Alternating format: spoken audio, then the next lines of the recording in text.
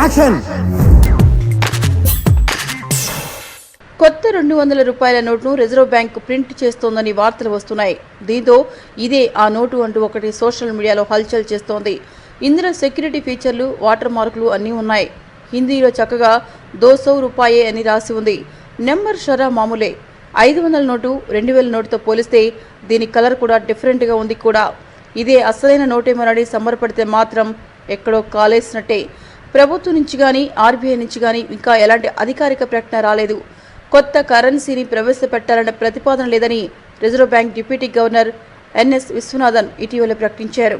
అయితే ఈ కొత్త 200 రూపాయల నోటు మాత్రం తళతళలాడుతూ అందరినీ ఆకట్టుకుంటోంది. మీకు ఈ వీడియో నచ్చితే ఒక లైక్ కొట్టండి, లేకపోతే కామెంట్ చేయండి. బట్ సబ్స్క్రైబ్ చేయడం మర్చిపోకండి.